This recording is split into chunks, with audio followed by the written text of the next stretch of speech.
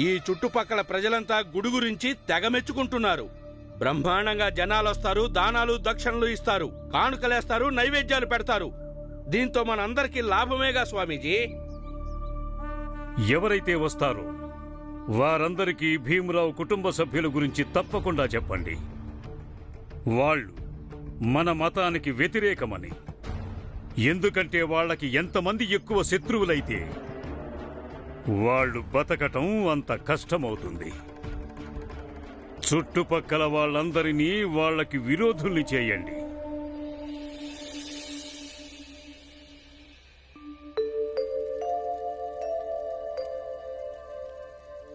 వదినా,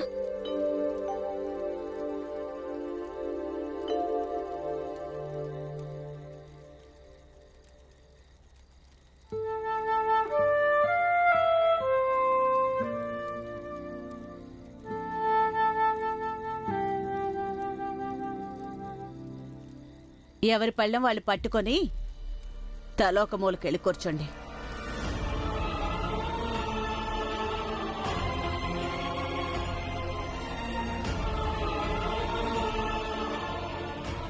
ఏంటి, వినిపించలేదా లేక అర్థం కాలేదా? ఇలా చెప్తే ఎందుకు వింటారు వీళ్ళు? లే లే, పళ్ళెం తీసుకో. లే లేరా, అక్కడికి వెళ్ళి కూర్చో. లే లే, లేవమంటుంటే. అరే లే, వెళ్ళి అక్కడ కూర్చో, వెళ్ళి కూర్చో అక్కడ. లే నువ్వు లే లే, ఇదిగో అక్కడ కూర్చో నువ్వు. కానీ అమ్మ, నువ్వే తినిపిస్తు. బుద్ధిగా వెళ్ళి కూర్చో, మాటలొద్దు, వెళ్ళు.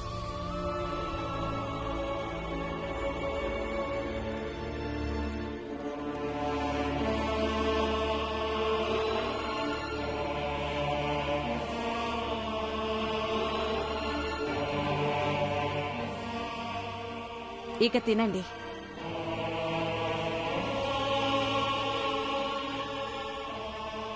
మీరు కూడా తినండి.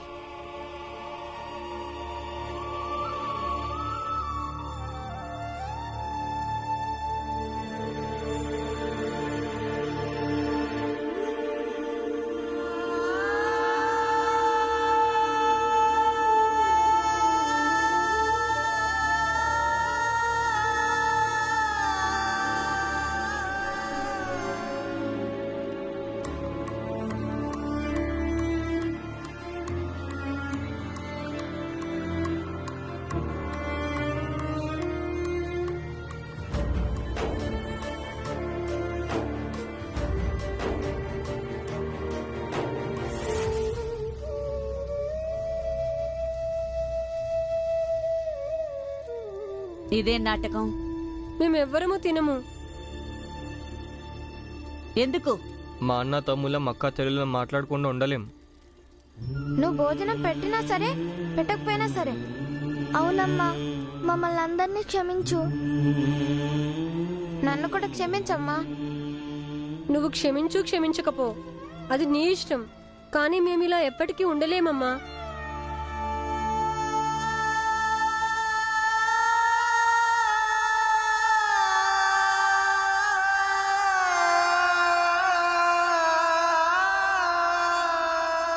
సరే, క్షమిస్తాను.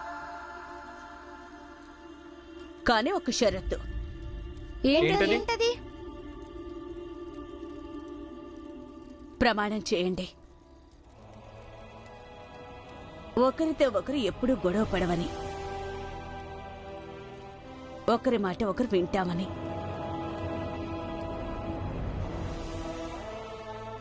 బుద్ధిగా ప్రవర్తిస్తామని,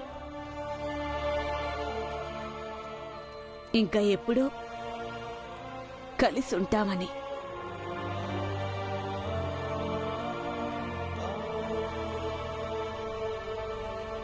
చేస్తారా?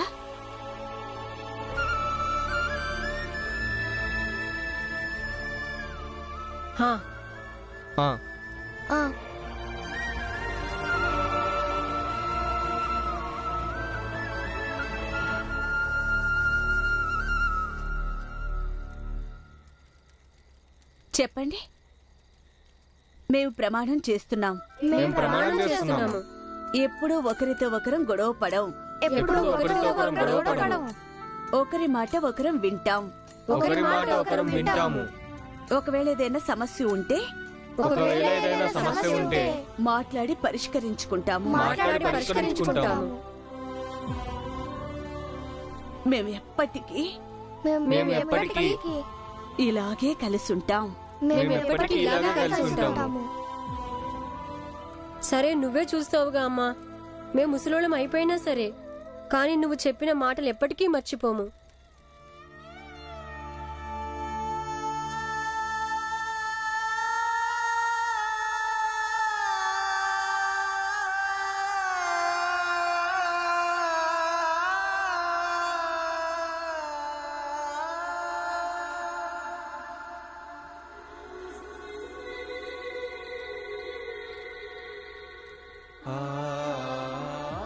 మీ తగాదాలు తీర్చడానికి మిమ్మల్ని చూడటానికి ఇప్పుడు నేను బతుకుంటే ఈ ప్రమాణం ఎందుకు చేయించుకుంటాను భీమా?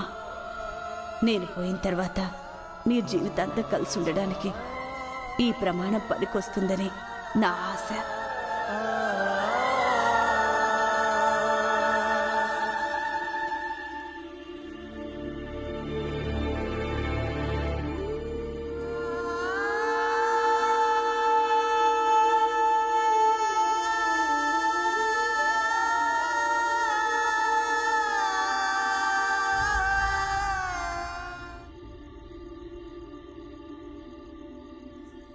వెళ్ళండి, వెళ్ళి అందరూ భోజనం చేయండి. ఇక నుంచి తగాదాలు గొడవలు పడే ముందు 10 సార్లు ఆలోచించండి. ఒకవేళ అమ్మకు గనక తెలిసిందంటే అప్పుడు మీకు ఏం శిక్ష పడుతుందో. అమ్మ ప్రమాణం ఎల్లకాలం గుర్తుంచుకోవాలి. అన్నట్టు ఒక మంచి వార్త కూడా ఉంది. సేట్ గారు నాకు రోజు ఇంటికి వచ్చి వెళ్ళడానికి అనుమతి ఇచ్చారు.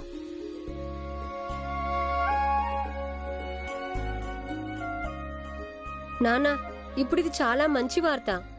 సరే, నేను వెళ్ళి అమ్మకి చెప్పొస్తాను. అమ్మా, అమ్మా, అమ్మా, అమ్మా. చెప్పు. నాన్న ఇప్పుడు పని చేస్తున్నాడే, ఆ సేటుగారు నిజంగా చాలా మంచోడు. ఎందుకు? అమ్మా, నాన్న రోజు అంత దూరం పని చేయడానికి వెళ్తాడుగా, ఇక నుంచి రోజు ఇంటికి వస్తాడు.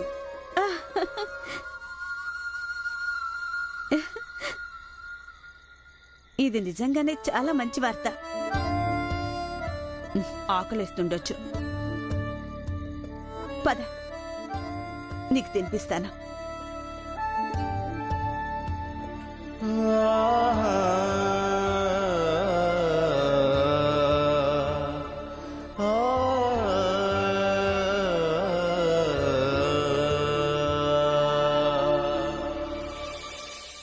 పడుకోండి.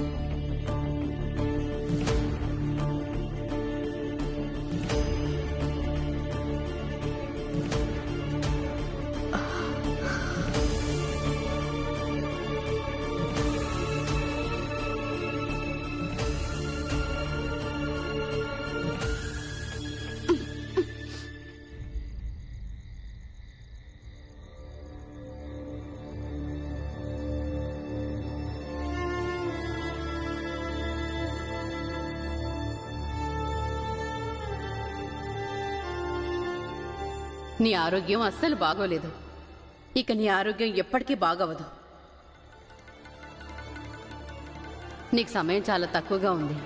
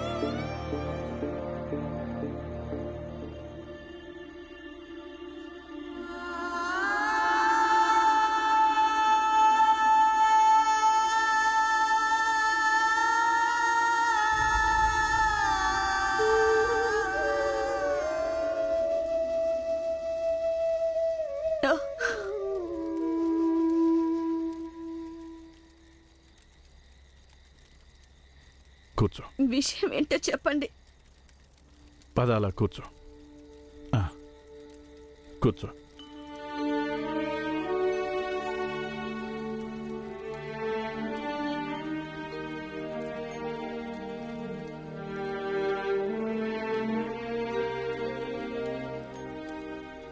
నీకు తలనొప్పి ఎక్కువగా వచ్చినప్పుడు నన్ను నిద్రలేపు భీమాబాయ్. అంతేగాని నువ్వు నొప్పిని భరిస్తే ఎట్లా?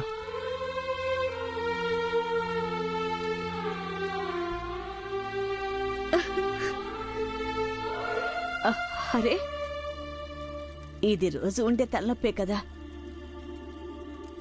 దీనికోసం మిమ్మల్ని లేపడం ఎందుకో? సరే అయితే,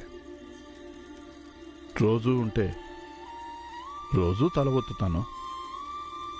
భీమాబాయ్, రేపు ఉదయం బొంబాయి వెళ్దాం. మళ్ళీ ఒకసారి పెద్ద ఆసుపత్రిలో చూపించుకుని వద్దాం.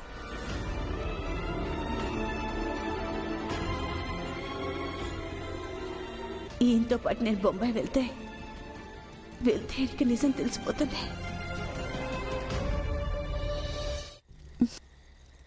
అరే వద్దు, దానికదే తగ్గిపోతుంది.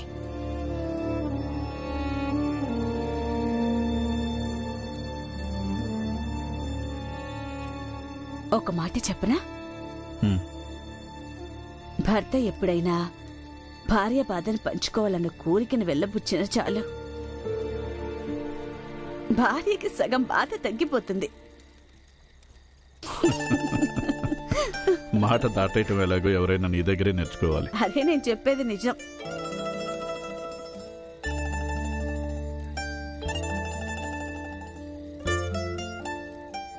సరే, ఒక మాట చెప్పండి, కానీ అబద్ధం చెప్పకూడదు. అప్పుడప్పుడు మీరు అనుకుంటారా నాకు ఇలాంటి రోగిష్టి పెళ్ళాం దొరికిందేంటా అని?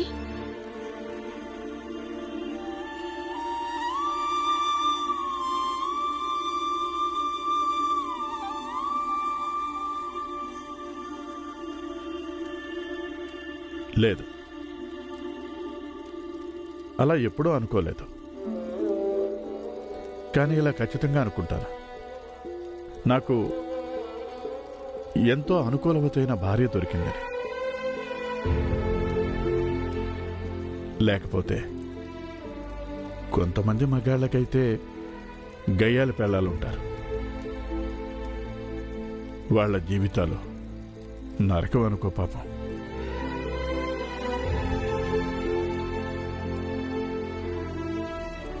లేదు, ఇప్పుడు మీరు మాట దాటేస్తున్నారు. ఎందుకంటే నేనెప్పుడూ అనుకుంటాను మీ జీవితంలోకి ఎలా వచ్చానా అని. నిజం చెప్తున్నాను, నీకు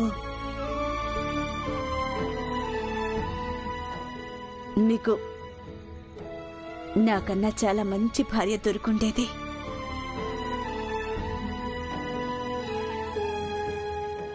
తెలీదు, కానీ నువ్వు ఎలా ఉన్నా సరే అందరికంటే మంచిదానివి.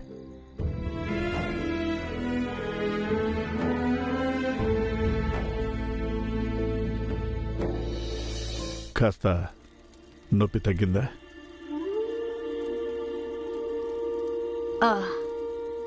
రేపు ఉదయం బొంబాయి వెళ్దాం. వద్దు, నాకు అవసరం అనిపించినప్పుడు నేనే స్వయంగా మీకు చెప్తాను, అప్పుడు వెళ్దాం. కానీ నేనేమంటానంటే ఒకసారి చూపించుకొని వద్దాం. ఇప్పుడొద్దు. సరే, నీ ఇష్టం భీమాబాయ్. సంతోషమా? పద పడుకుందా.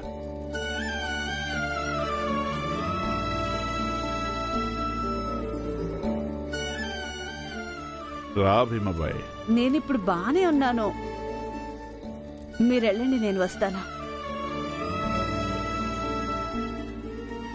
కానీ నువ్వు ఎలా ఉన్నా సరే నా భార్యవి, అందరికంటే మంచిదానివి. సుబేదర్ గారు,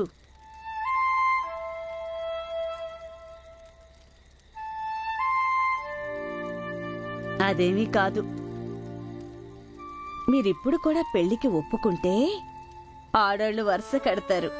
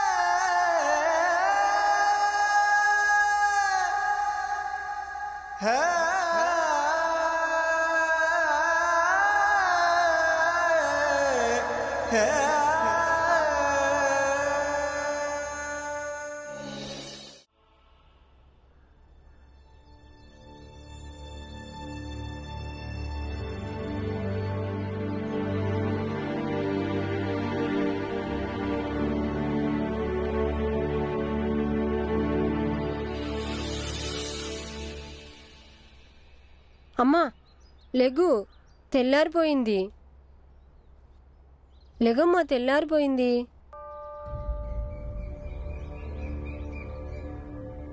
అమ్మా లెగు, అమ్మా లెగు, అమ్మా, అమ్మా లెగు. నాన్న, అత్త, బాలన్నయ్య, అమ్మ లెగవటం లేదు. అమ్మా, అమ్మా లెగమ్మా. వదినా లెగు. అమ్మా లెగమ్మా. అమ్మా లెగమ్మా. అమ్మా లెగమ్మా. అమ్మా లెగమ్మా. అమ్మా ఏమైందమ్మా? లెగమ్మా. భీమాబాయ్, భీమాబాయ్. వదినా,